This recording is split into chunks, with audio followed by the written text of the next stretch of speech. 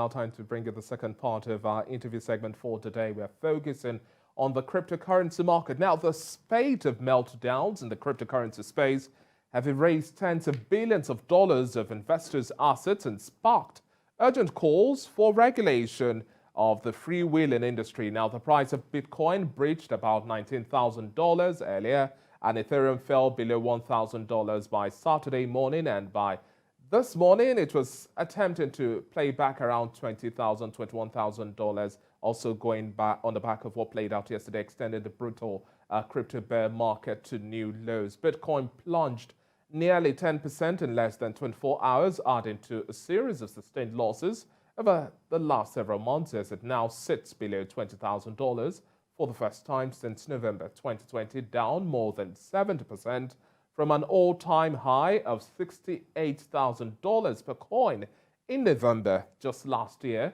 losing about $900 billion in value since that peak. The massive crypto meltdown is part of a larger market downturn brought on by elevated inflation, rising interest rates, the war in Ukraine, COVID-19 lockdowns, and even supply chain chaos. Now, to give us more insight into this development, as well as trading activities at the cryptocurrency market, I have joining me virtually, I have technology expert Mujib Ishola. Thank you very much for joining us on the show today, Mr. Ishola. Good afternoon. Now, we've seen quite an interesting twist of fate in the pricing and the value of Bitcoin, falling about below $20,000 for the first time since late 2020. We also see a similar slide as well with Ether. What do you make of this sign of turmoil in the cryptocurrency industry amid wider turbulence in the financial market? Just yesterday, we also saw Bitcoin attempting to rise up to $21,000, but closed the day at about $20,500. What's your thought on what's playing out really exactly at this point in time?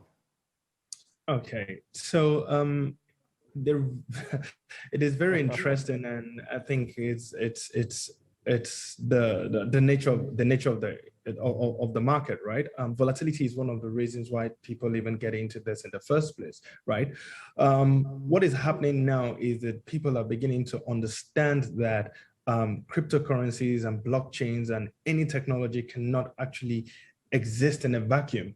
Real life scenarios and real life forces are beginning to play up within how volatile the market is going to be. Nobody could predict the war, the recession that is, kind of looming, and all this. This is a reality of what is happening. If you remember the COVID times, right, which is still here, right, there was a lot of money to kind of like make such risky investment by people, but that is now going away because we're now going back to what we term as normal. Now, people are beginning to run away from riskier assets because you really need to now come back to the real life in terms of the price of gas, the price of food, commodity, and the rest of it.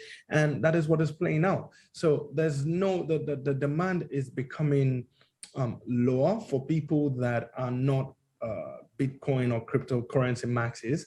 The demand is reducing. Therefore, the prices will drop. But what is happening right now in terms of volatility is not new. It is normal in the market, and it will continue till the market finds its fit. And it's not just about Bitcoin.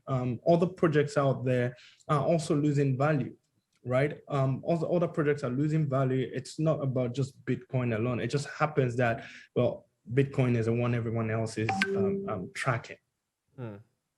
Okay, now the spate of meltdowns has also definitely really raised billions of dollars of investors' assets and also sparked urgent calls for regulation of this freewheeling industry. We also see USDT, a stable coin on Terra ecosystem, implode just last month, and this was one of the elements that heightened the calls for regulation. To what extent now do you think this call for regulation will shape up how we'll see the cryptocurrency market play out, the intricacies that will come to bear? We've talked about this a lot in the past in terms of why regulation is needed, and it must come because if you think about what the government should be doing and what we as citizens should be doing, cryptocurrencies and blockchain in itself, in the way it's currently used, kind of like pitches those two apart, right? The government is meant to be looking out for the citizenry when it comes to things that, would hurt them and stuff like that. But we find that cryptocurrency, it's a different paradigm in terms of being decentralized and the rest of it. Whilst it in itself is not a bad thing, regulation is actually needed to curb how, to guide how people do things. We've talked about regulation in terms of exchanges, which is going to be the starting point of all this. As it stands today, it is already implicitly regulated, because you can't actually get into cryptocurrencies without actually exchanging fiat of some sort, right? And that is a starting point. Today, you have to go through the banking process to get that to happen. The next step will be to look at the exchanges, right, and regulate them. Now, it's going to be more difficult to try and regulate P2P side of things, or people actually, using decentralized exchanges and the rest of them. We'll tackle that when we get there. But right now, I believe that regulation is actually needed. It goes against the grain of some of the, goodness of blockchain and cryptocurrency itself. But we are now in a place where we need to, safeguard everybody that is playing within. And if you cast your mind back to CBDCs and how governments try to get into this and solve some of those problems, right? That it's not going to go away. In itself, it's if you think about it, a stable currency, a stable coin that is backed by, a sovereign entity. Now, that is a middle way between solving the problem of cryptocurrencies that are decentralized and actually being regulated to somewhat that everybody feels safe, playing within the space. Mujib, I'd also like to have your thoughts now. That element of P2P is still what instills some level of caution from the part of the CBN. Hence, we've also seen the restriction on the part of the Nigerian government here on cryptocurrency transaction. But irrespective of this move, we are seeing Nigerians trade about 7 to 7.75 billion naira worth of crypto transactions here in the country despite this ban. Why do you think the government is so critical of this P2P element? A lot. When it comes to P2P, you can't see into the transactions. You don't really know what's going on. You don't know what is being paid for. You don't know what is being bought.